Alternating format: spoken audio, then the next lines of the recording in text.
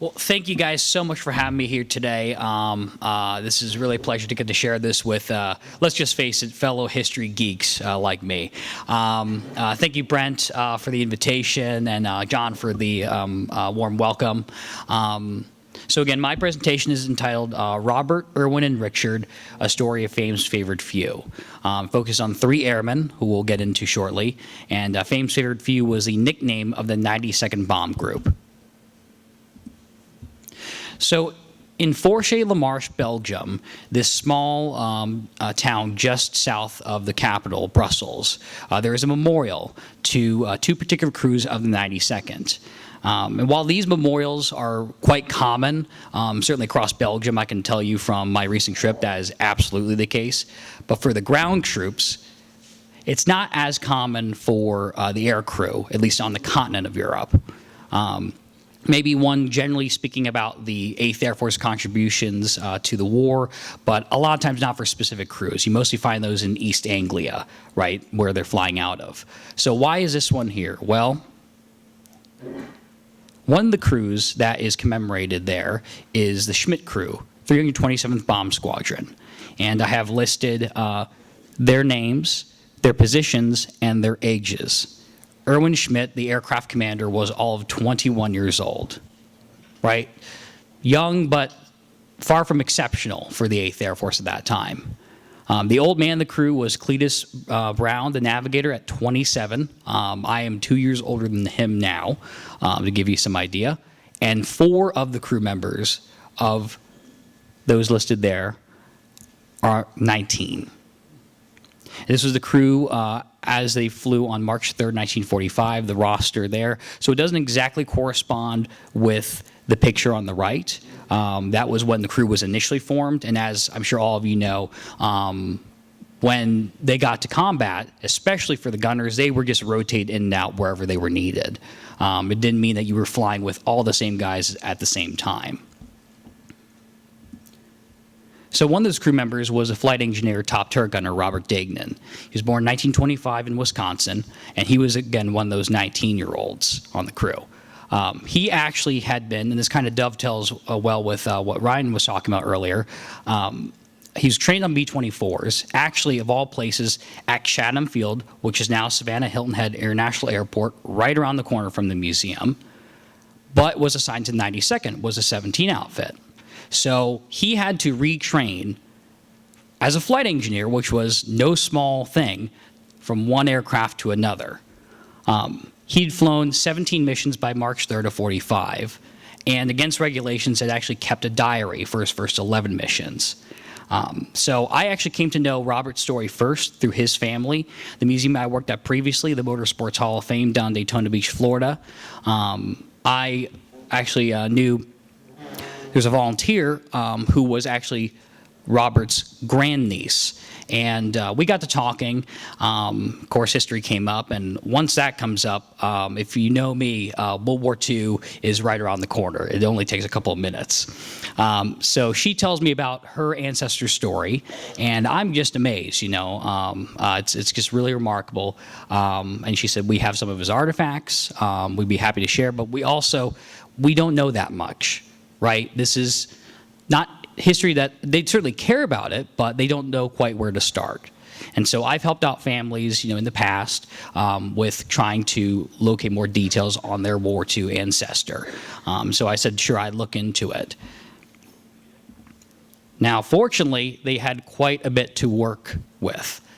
This is actually the original combat diary that they still have in their possession. So on the left is where he just wrote his name, Robert R. Dagnan, United States Army Air Force, his serial number. And in the actual entries for each of his missions, he would keep the Stars and Stripes article that corresponded with that day's mission. You'll see what they were reporting, what the folks at home would probably be getting. His notes, the mission number, the date, the target, altitude, that sort of thing, and then his own personal, unvarnished thoughts on that mission. Just amazing to get a window into this aviator's life. And the reason I've gotten that question before, why it was against regulations, there was probably at least some fear of German infiltrators and spies, you know, getting a hold of this somehow, being fed to them, getting intelligence from there. I think what's more likely the case is that they were worried this would affect morale. These guys are flying day in and day out. A lot of times there are some pretty harrowing missions, right? They're not all milk runs by any means. And that maybe if they were thinking about this too much and really thinking about, gosh, I saw them buy it just right next to me, maybe I'm next. I think that they worried that would maybe inhibit their combat effectiveness. But fortunately, the diary still survives. Oh, and sorry, I should note the quote there that I think just sums up his attitude so well. "I have but one aim, and that's to be the best damned engineer in the 8th Air Force." I mean, he was gung-ho, but I think it's just an encapsulation of that World War II generation. And another mission that he highlighted was mission number 6, January 28th, 1945. Actually, the 3rd birthday of the 8th Air Force. And let me tell you, it was not a milk run. He describes how they had flak near the target, and he witnessed one plane get a direct hit around the number 1 engine and go down. Really didn't know, of course, what happened. And he said actually he found out later that one of the guys who was on this crew had gone through OTU, Operational Training Unit, at Chatham Field with them. So this was, kind of personally felt. And he closes it with, I think, about the understatement of the day for him: "Don't want any more like this one." So the family also had all kinds of photos from his entry right into the service, the stupid home before he left for training, up through his training during the full flight suit, and his letters home. Just amazing that this had all survived 80 years. Now, his pilot was Erwin Schmidt. He was born in Ohio in 1923. He was quite tall for a pilot. He was nearly 6'4", and I think kind of had about the same lanky, lean build, it looks like, as another B-24 pilot I think you guys might know, Jimmy Stewart. Somehow, I guess he was able to cram himself in there time after time. But again, he had to make this transition. And so what they actually did was, when they got to the group, they broke up the crew and had them fly with more experienced ones, so they could just kind of get their feet wet. And so only after 3 combat missions, they felt, okay, Schmidt, you're ready to take the helm again with your crew. On a completely different, yes, 4-engine, but completely different airplane altogether.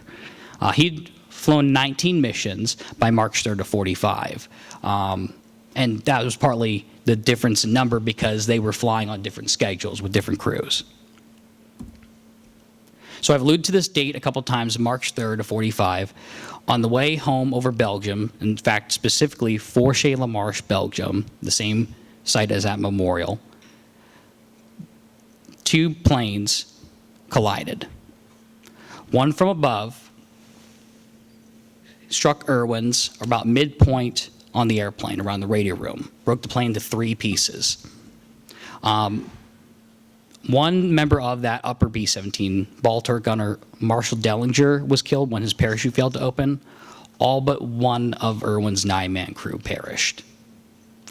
And it mentions that they think the cause, because they don't really say which one, but that a B-17 hit prop wash. A pilot that was at one of the previous presentations I gave said that was kind of a catch-all term. It was probably more likely wingtip vortices, basically a little vortex created by the disturbance of air behind the aircraft that could throw your aircraft out of control. Now, this isn't an NTSB-style investigation. There are just simply answers that we'll never know after 80 years. But also, this was 80 years ago on Monday. So it actually mentions in the accident report, as terse as it is, the responsibility for the accident is assessed 100% due to causes undetermined. They really just don't know what happened. And so this is a good depiction of 92nd Bomb Group aircraft in formation, but the one indicated by the arrow is the very same fortress that Erwin was flying that day. In fact, that fort This picture was taken about a week and a half prior to the incident in February of 45. So then in June of that year, just a couple months later, several of the survivors and the families of those who were lost got together in Baltimore, Maryland, I think to really just process their grief and what they'd gone through. Now, of course, there was only one survivor on Erwin's fort of the crew that day. Actually, his original navigator, Christian Bozes, who's in the back with his officer's cap on the far left, he happened to be flying with a different crew that day. Just the luck of the draw. In front of him is his mother. Next to them, and then the older gentleman flanking on the right side, that younger couple, are the parents of William Dalton, the co-pilot. And the young couple in the middle are Mr. and Mrs. Bartley. Edward Bill Bartley was a tail gunner and the sole survivor. And obviously, just by nature of that, a very lucky man. But I didn't quite realize how lucky until I found the article clipping here on the left, where essentially he was trapped in the tail. His parachute, which was not fixed to his chest, rolled forward on the tail gun, and he's trying desperately to get it back onto him and deploy it. Fortunately, I guess the tailpiece fell in a certain way that he was able to secure it. He deployed his chute at about 700 feet. I mean, I don't even know if that's a second left, when you're hurtling to the ground in a huge piece of aluminum. And he broke an ankle, but no further injuries. And over on the far right side is Norma Allen, Erwin Schmidt's mother, with her husband behind.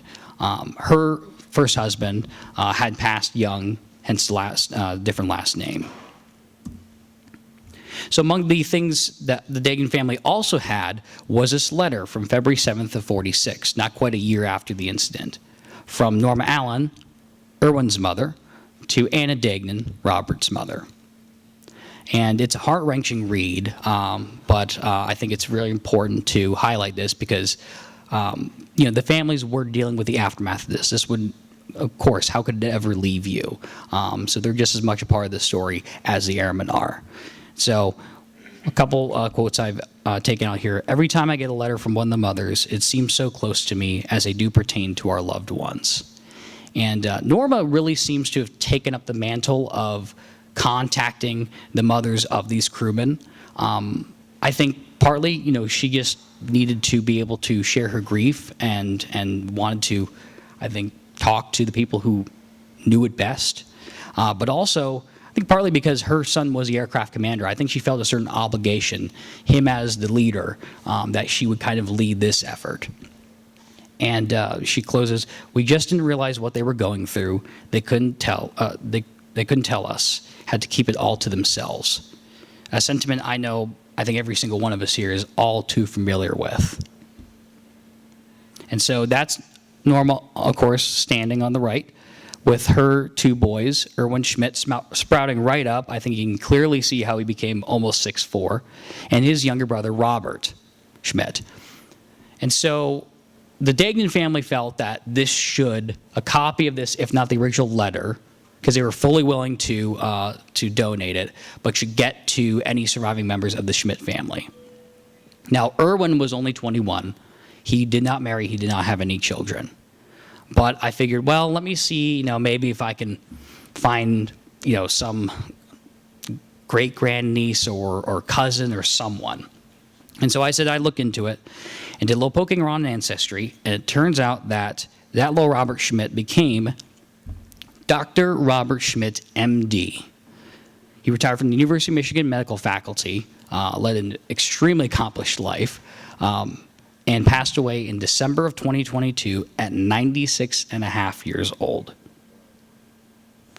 And remarkably, it mentions, of course, his Navy service, because he was of that age too, but I've highlighted here where it even says in his obituary about his brother Erwin, his only sibling, who was lost in World War II. So I knew I had the right family. And so further down the list of the survivors, and I figured, well, let me see if I can find a phone number or an email, Facebook, something.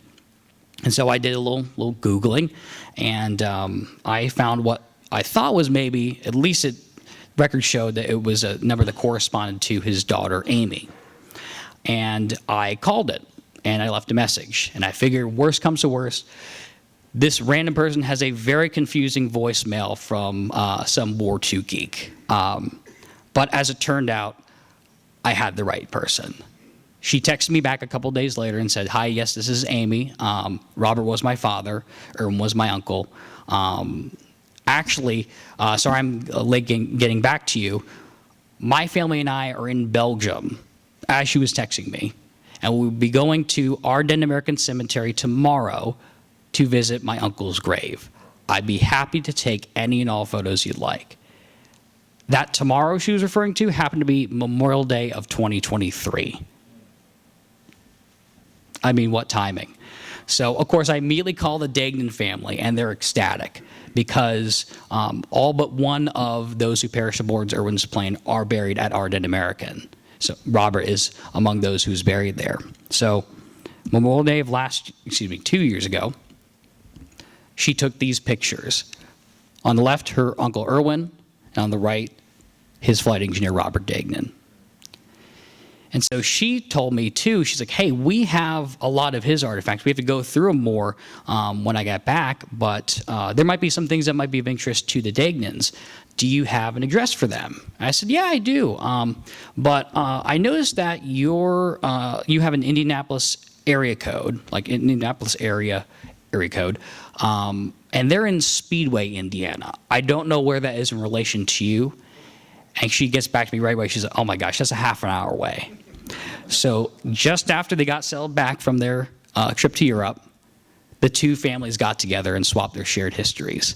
So that is Amy, Erwin's niece, on the left. And over to the right with her back to us is Lee, Robert's grandniece. You can't see her, well, you can see her shirt a little bit here, but the one actually taking the picture is Lee's daughter, Katie, Robert's great-grandniece. So again, it's not like, unlike many, this is, father, grandfather. It's a little bit further out of connection, but it mattered so much to them. They could clearly see, how important this was. And Amy's husband, their corgi, just across, and you can, even if you squint, see my ugly mug over to the right side FaceTiming with them.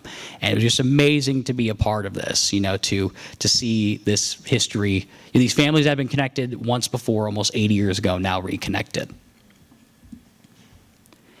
And so they had, I'm telling you, the entire Foot Locker. So they had pictures from him in training all the way up until his arrival at Poddington. That's him in front of a PT-17 Stearman. I'm sure most of you probably knew that. Just like one we have at the museum. All the way up to that one on the bottom is at a concertina wire, front of concertina wire at RAF Poddington, the home of the 92nd. And Erwin kept his own notes. In fact, actually, in that letter that his mother wrote, she transcribed all of his mission notes just for the family to have reference, painstakingly. Now, Erwin's were much more to the point. That was expected of pilots, that they would keep basically the dates, the target, the position of formation, that kind of thing. And over to the right is Erwin's last will and testament, which, of course, came into effect far too soon. The Schmidt family also had a letter from February 4th, 1946, from Anna Degnan to Norma Allen.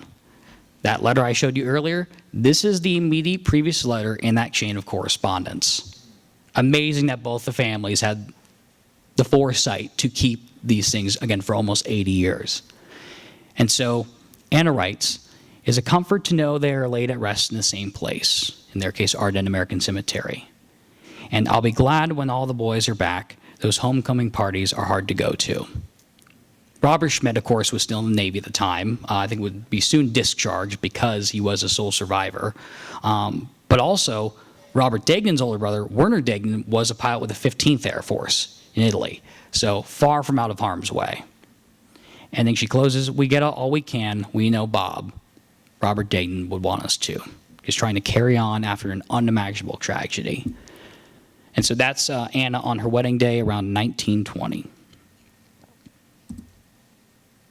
So now Richard, the third airman in the story, how does he factor in? Well, he was born in St. Louis in February 1923.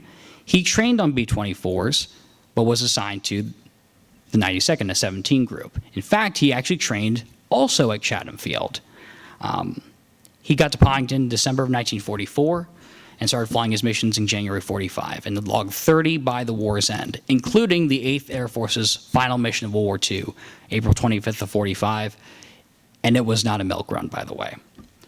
Now, one of my favorite pictures I think I've ever seen of an 8th Air Force airman, this was after a particularly eventful mission in March of 45, where they lost 2 engines and had to dump everything, their bombs on the target of opportunity, everything that wasn't bolted down, the ball turret they let loose. Of course, the gunner had gotten out, but, and that's him at a fighter base, a fighter bomber base, sitting on a 500-pound bomb. I think pretty reminiscent of a certain movie involving a bigger bomb. So now, I was lucky enough to actually meet Richard of all things while grocery shopping. I guess you really can say at public shopping is a pleasure. So that's Richard with his crew at Chatham Field, again, right around the corner from the museum. He's standing second from the right, in front of a B-24, right? Because again, that's where they were doing their last foraging training. And on the bottom, in front of the same type of aircraft, when Diamond Lil came to town, this is in 2022, he was age 99 and the last surviving member of his crew. So I got to be fast friends with Richard. Actually, the way it happened was he was wearing a commemorative Air Force cap, and he was using one of those electric shopping carts, and just looked like a guy of a certain age. And so I figured, well, let me ask him. I said, "Excuse me, sir, I noticed your hat. Were you in the service?" And he said, "Yeah, I was in the Army Air Corps." I was like, "Okay, well, that tells me when." I thought maybe Korean War, but all right, we're a little further back still. And so, of course, I learned his story, 30 missions as a B-17 pilot. Again, the odd kind of case of going from 24s to 17s, not a common thing. And so I'd sat him down, I did a formal interview with him about his service, and then we'd just go out to lunch. I'd pick his brain about the war and life in general. We got to be friends. And so about the same time, again, I had met him grocery shopping, and I knew the Dagnan family through work, completely separate. But it occurred to me that while Richard was with a different squadron, the 407th, he was flying at the same time as this incident. And so I figured, well, I might as well ask him, see if anything about this he recalls. I knew he wasn't on this mission, right? He wasn't in the air at the time, but gave him a call, said, "Hey, Richard, I was curious if you remember anything about a mid-air collision between 2 17s. It was a different squadron, and you weren't on this mission, but I just wondered if that rings a bell." It was in early March of 45. That's all I gave him. I didn't give him an exact date. I didn't say a target. I didn't tell him any names. And he thought for a minute. He said, "Well, there was a pilot, Erwin Schmidt, who was involved in an incident like that. Almost 80 years later, and he's able to pick it right out." Just amazing. And so I knew there was a close connection now, that this was much closer than I even realized. Just how close? These are the special orders from December 1st of 45 when 4 crews were assigned to the 92nd Bomb Group, 1 to each squadron. I've taken out 2 here. Crew number 13 was a Schmidt crew, among them, of course, Robert Dagnan. Crew number 14 was a WWII crew, assigned at the very same time. And as it turned out, Richard told me, he said, "I didn't know Erwin well, but I remember that me, him," he said, "a guy named Vermeer," yeah, it was Albert Vermeer. You only knew the last name, but still could remember that after all those years. "And one other pilot, we all came together. We're all former 24 pilots, and we're separated out to get reoriented on our new airplane." And I asked him, "Well, is there anything," again, I know your interaction was brief, but anything stand out about Erwin? He said, "Yeah, I seem to remember he was real tall." Yeah, almost 6'4", right? Just amazing. And actually, another little tidbit here, since I have a bit of extra time. So listed on the WWII crew, the last on that left side, lists Elmer Sinkbeil. That mission that I mentioned about earlier, January 28th of 45, when Robert Dagnan talks about a guy who went through training with us at Chatham Field going down, that was Elmer Sinkbeal, Richard's original ball turret gunner, just flying with a different crew. Again, luck of the draw. He survived, but was badly, badly wounded and spent the rest of the war as a prisoner. And so in September, right, it was, I think, September of 2022, we actually made a trip up from Florida to visit the museum. I wasn't yet working there. I did have an application in, but we were just ecstatic to get up here, to take Richard around the museum that is devoted to him and all the guys he served with. So over on the left, that's O.C. Fowler. He's a member of our birthplace chapter, was just so welcoming. I mean, they really rolled out the red carpet. Heather was there, my boss in education. Really, just everyone. It's a big deal, obviously, when these people come, and as rare as that is, they made no secret of that. So in the middle, I actually went up with, it was me, Richard, and his daughter Kim, who flew over from California for the occasion. Greg Kindred, who is the head of our restoration team, an integral part of Flags for the Fallen. He couldn't get enough of talking with Richard. So that was just really great to get them connected. And Al Pila, who is an heir of an 8th Air Force veteran, they got to swap some stories. And so this wasn't also just some little trip from Daytona Beach, right by my hometown where Richard was living, up to Savannah and back. No, this was the first stop on a cross-country move that Richard was making from Florida to California at 99 years old. Can't keep a good man down. And I'm happy to report that Richard is still with us. So I was fortunate to go visit with him just about a year ago in February, just after his 101st birthday. And to get to talk with him, we watched a couple episodes of Masters of the Air together. He enjoyed it, although he had some notes. And I got to go through his footlocker, heard stories I heard before, heard little details that I hadn't, and new stories altogether. Just amazing. So also, he just had his 102nd birthday a little over a month ago. Amazing. And as Flags of the Fallen was wrapping up last year, 2024, I staged a small memorial to share with the Schmidt and Dagnan families. Of course, that's 2 of 9 who perished in that particular incident, and 9 of 26,000 total. And I'm not just saying this because the chair of our flag committee, Brent, is here, and a member of that committee also, John. I think, Joey, you're on it too? Yeah. Not just because they're here. I'm sure you all know about it. If you have not made plans for Memorial Day weekend, please make a point to come down and see this. It is a sight to behold. I'd seen pictures before, but it is sombering to be walking among all those flags and know what they represented, and to, of course, know just a few of those names, a few of those lives they represent. In the latter part of last year, I was able to pay my respects to each of the members of the Schmidt crew who perished that day in March of 45. The one that is not white marble, second from the left on the top, is co-pilot William Dalton. His family chose to repatriate his remains to Asheville, North Carolina. And I happened to be going up for a work trip, actually, in September, and made a stop because my sister actually had moved up there, and I figured, well, pay them a visit, and also I knew that he was buried there. I'd like to pay my respects. It was kind of an overcast day, a little gusty, so I made a point to just go in quickly, pay my respects, and leave. The next day, Hurricane Helene came through. So I was very lucky that I got out there beforehand, but also was able to do that ahead of everything. And then in December, like John mentioned, I was able to go to Belgium, Luxembourg, and Germany for the 80th commemoration of the Battle of the Bulge. My first stop over there after flying into Brussels was at Ardennes American Cemetery, and got to go to these grave sites. They're not all exactly in a line. Actually, they're divided really between 2 plots. I think probably just because the losses were so heavy that they didn't necessarily line the crews up, bury them all next to each other.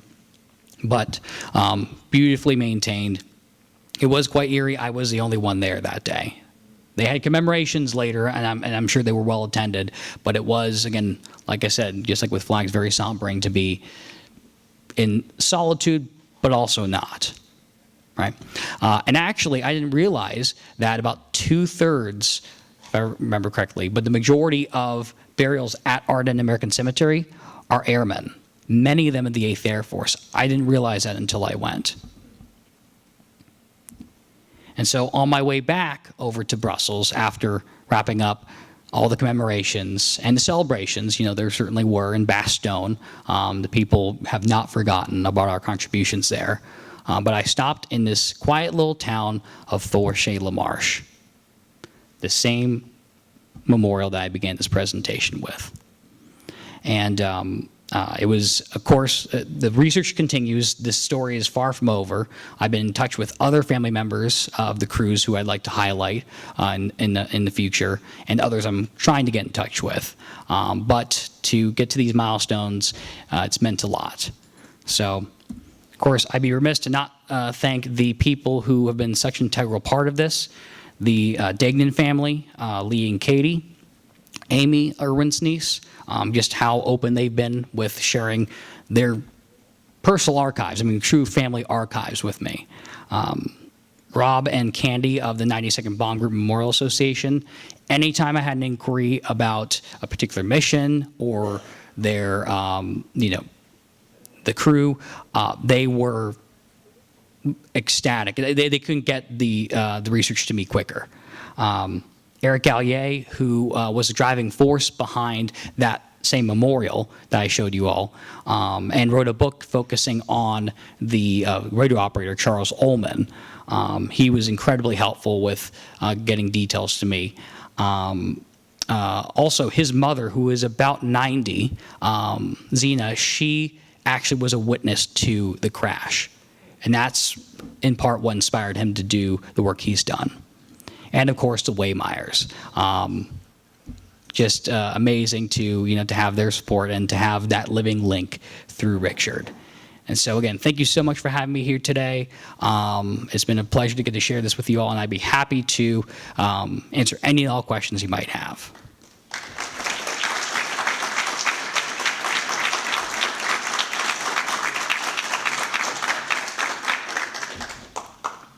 Yes, sir. Thank you. No stone unturned, as I like to look at it, yeah. I share that passion. Extremely jealous to get to work in the museum. That's impressive. So, job well done. Thank you. Thank you.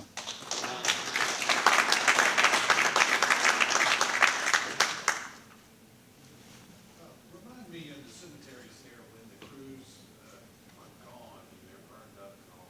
How do they put any marker on the grave at all, on the cross at all, that they were basically body is missing in action? Do you know about that, how that works exactly? My understanding is I know that they have the walls of the missing, where they've had remains that. Hey, John, would you repeat that question? Oh, sorry. The question was, for I guess crews who are missing in action, where their remains. The ones that are actually buried in the cemetery that they never found the bodies. I'm sure there were so many of those because they went down to Germany or Austria or whatever. Oh yeah, for crews where they never found the bodies. Yeah. They put up a cross. And yeah, they have, of course, there's a number of a comrade unknown but to God where they found partial remains that there's just at least up to that point not enough to identify the body. Although it is amazing what the DPAA POWMI agency has been able to do lately with identification. Typically, I know with the for the missing action crews, at least if they were in that general vicinity, they have a wall of the missing, tablets of the missing, I should say, for those who were missing in action, and their plane went down in the channel or. these are the crosses like you showed. And I would assume most of those crewmen, they did not recover the bodies, and they just put a cross on. Is that? No, that's the thing is that they'll typically, if they don't have any remains that they can identify, they'll put them on the tablets of the missing. And then if they are able to subsequently identify, because some of the unknown graves they have, and I saw this there actually, where they'll put a rosette next to the name that they've now been identified, and then add an additional. It was. I think it was probably still 15 years old, but I took a picture of one at Ardent American of the 2 crewmen who had been since identified that were buried there. So that's how that's I think typically worked. Yeah, it's definitely a difficult process. Fortunately, at least in the case of the Schmidt crew, there was some I think initial issues with identification of one crew member, but they were able to subsequently get everyone identified and distinctly bury them. Any more questions? Yeah, Bob?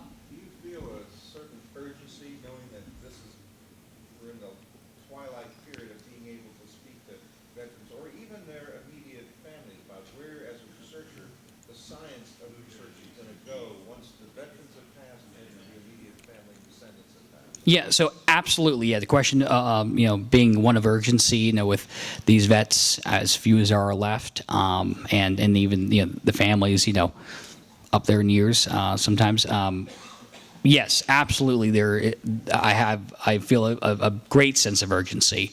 Again, you have to be happy, I think, with how things have played out. I just so wish, though, gosh, I would have gotten to talk to Robert Schmidt about his brother. That would have been wonderful. But at least to know that he cared and the family cared, and that it carries on in that way. So yes, I've conducted over 200 interviews with veterans, mostly World War II. Obviously, most of them are gone. But to hopefully show that these things continue, right? That these links, right? That they're still there, even if there isn't a living link. That these connections can be made. I think that's partly how you show people that this isn't ancient history, for one thing, and it's history that, of course, to me matters, but to everyone else should matter long after they're gone, right? This should never be forgotten. But yes, I definitely feel that sentiment. It's much of why I do what I do.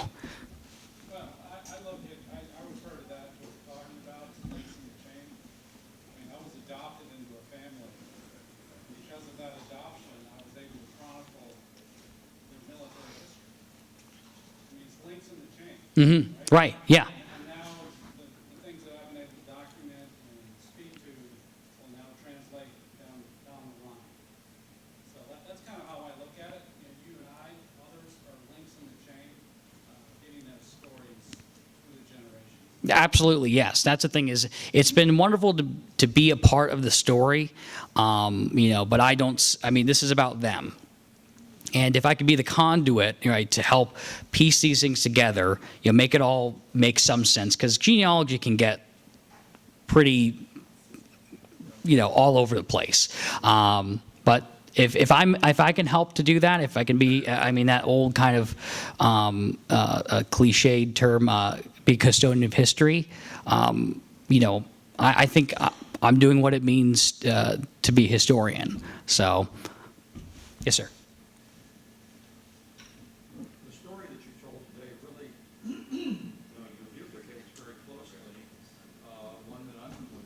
That relates to my father's bomb, the 385th bombers, which was Great Asheville. Oh, yes, yeah. I assume that you're familiar with Burleigh Luxembourg and the event that took place there in September of '44. If it doesn't jump to mind. I'm sure if you gave me the details, yeah. Okay. In mid-September, the Allies overran Luxembourg and liberated it. About 15 days prior to that, 2 aircraft from the 385th Bomb Group were returning from the mission from Germany and in cloud cover collided. 2 air crews survived out of one of the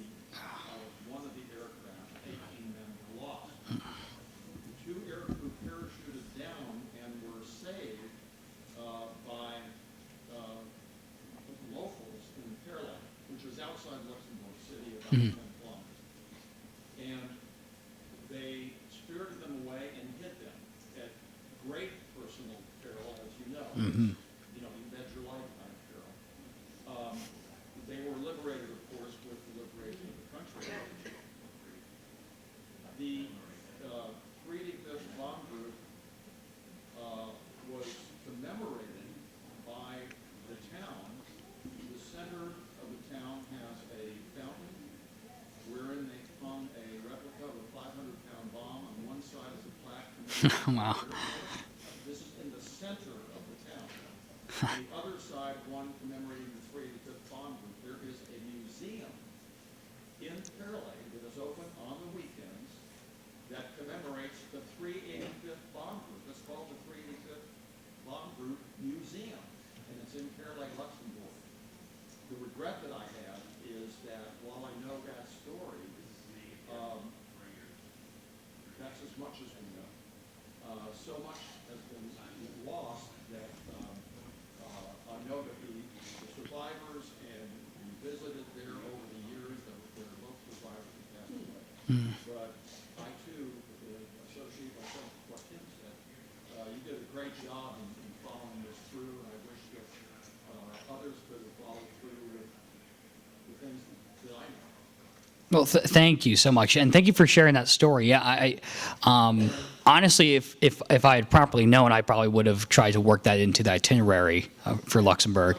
I'll mention about that. Every year on Liberation Day in Luxembourg, they have a commemoration at that fountain. Oh, wow. Of that group, those two groups. That's amazing. And my understanding is that I believe on Memorial Day, U.S. Memorial Day, and Remembrance Day, I think it's actually, they call it something a little bit different in Belgium, but that they lay flowers, they commemorate them at that same memorial. But that's the thing is that, right, it's far from the only story. And I think that's what's wonderful, about getting to do what I do.